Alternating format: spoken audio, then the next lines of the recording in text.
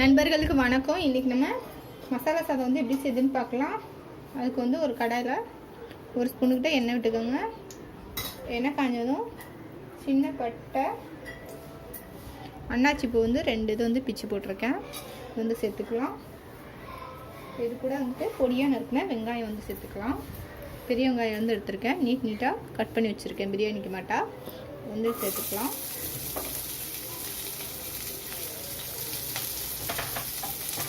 இதை வந்து 1 நிமிஷம் வந்து வதக்கலாம். வெங்காயம் வதங்கிச்சு. இப்போ பொடியாக நறுக்குனா ஒரு தக்காளி வந்து சேர்த்துக்கலாம். அது கூட நல்லா வதக்கிக்கலாம். இப்போ நல்லா வதங்கிச்சு. இப்போ இது கூட வந்துட்டு நான் வந்து பிரியாணி மசாலா சேர்த்துக்கிறேன். உங்களுக்கு என்ன மசாலா வேணுமோ நீங்கள் அது அந்த மாதிரி வந்து சேர்த்துக்கலாம். கொஞ்சம் மூல மிளகாத்தூள், கொஞ்சம் மூல மல்லித்தூள், 1 ஸ்பூன் மிளகாத்தூள், 1 ஸ்பூன் மல்லித்தூள், ரொம்ப கரம் மசாலா தூள் இது கூட சேர்த்து கூட நம்ம வந்துட்டு பண்ணலாம். இப்போ மசாலா சேர்த்தோன்னு சிம்மில் போட்டுருங்க, இல்லைன்னா கீழே வந்து அடி பிடிக்க ஆரம்பிச்சிடும். மசாலாவோட பச்சை வாசனை போட்டும் 1 நிமிஷம் இதையும் நல்லா வதக்கிக்கலாம். இப்போ இது கூட கொஞ்சம் போல் கேரட்டு, கொஞ்சம் போல் உருளைக்கிழங்கு வந்து சேர்த்துக்கிறேன். இப்போ காய்க்கு தேவையான அளவு வந்து உப்பு சேர்த்துக்கலாம்.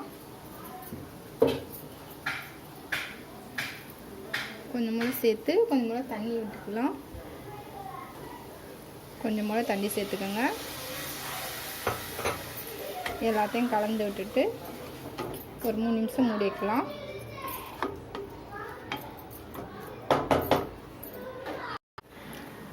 காயெல்லாம் நல்லா வெந்துச்சு. இப்போ வந்துட்டு நான் வந்து பிரியாணி அரிசி வந்து சேர்த்துக்கிறேன்.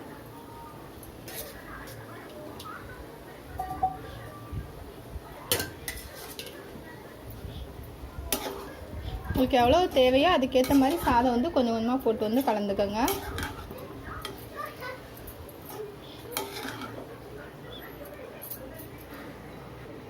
கலந்தாச்சு. மேலாப்பில் வந்து கொஞ்சம் போல் வந்துட்டு மல்லியெல்லாம் போட்டுக்கிறேன்.